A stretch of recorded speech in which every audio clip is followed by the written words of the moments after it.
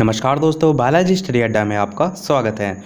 आज जो है वो आपकी 30 जून 2020 जो है वो तारीख है। जूनियर एडेड जो वैकेंसी आने वाली थी उसके संबंध में दो नोटिफिकेशन निकल कर आए हैं। एक आपका 20/6/2020 को आया था और एक आपका कल 29 जून को जो है वो आया था। दोनों के बारे में हम बात करेंगे और एक न्यूज़ आर्टिकल के माध्यम से सारी चीज़ों को यहाँ पर जानेंगे।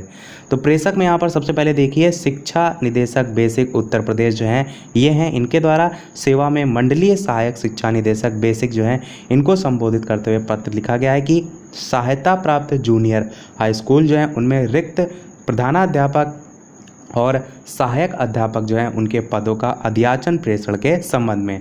तो प्रेषक के द्वारा जो मंडलीय सहायक शिक्षा निदेशक है इनसे जो है वो जो रिक्त पद हैं उनकी सूची जो है वो मांगी गई।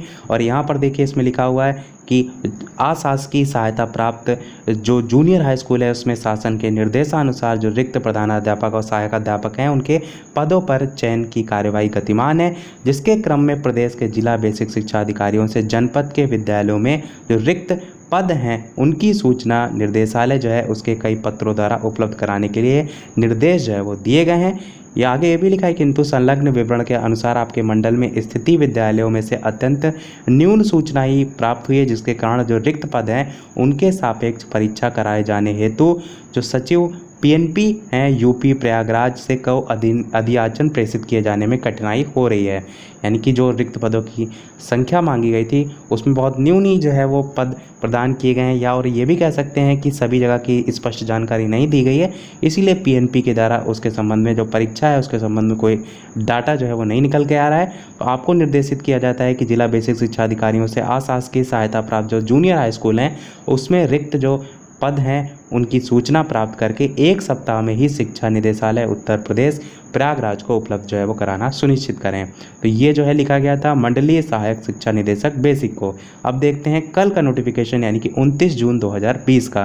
तो इसमें देखिए प्रेषक कौन है, तो मंडलीय सहायक शिक्षा निदेशक बेसिक जिसको ऊपर लिखा गया था पत्र वही प्रेषक है। और इन्होंने सेवा में किसको लिखा है, समस्त जिला बेसिक शिक्षा अधिकारी को संबोधित करते हुए लिखा है कि सहायता प्राप्त जूनियर हाई स्कूल में जो रिक्त प्रधानाध्यापक और सहायक अध्यापक के पद हैं उनका अध्याचन प्रेषण के संबंध में। तो इन्होंने क्या लिखा है, महोदय यहाँ पर पत्रांक संख्या लिखी है और 20 का अवलोकन यानी कि जो ऊपर नोटिफिकेशन दिखाया था उसी का अवलोकन करें, जो कि अधो हस्ताक्षरी को संबोधित तथा आपको पृष्ठांकित है। इसमें सहायता प्राप्त जूनियर हाई स्कूल में रिक्त प्रधानाध्यापक और सहायक अध्यापक के पदों का अध्याचन निर्धारित प्रारूप पर प्रेषित जो है वो किए जाने को निर्देश दिए गए हैं। उक्त के क्रम में आपको निर्देशित किया जाता है कि आप आज ही प्रश्नगत सूचना निर्धारित प्रारूप पर उपलब्ध कराना सुनिश्चित करें, जिसमें संदर्भित सूचना शिक्षा निदेशक बेसिक अनुभाग प्रयागराज जो है उसको समय उपलब्ध जो है वो कराया जा सके। तो इनमें भी सभी बेसिक यहाँ पर देखिए ऊपर लिखा हुआ है समस्त जिला बेसिक शिक्षा अधिकारी से सूचना मांगी गई है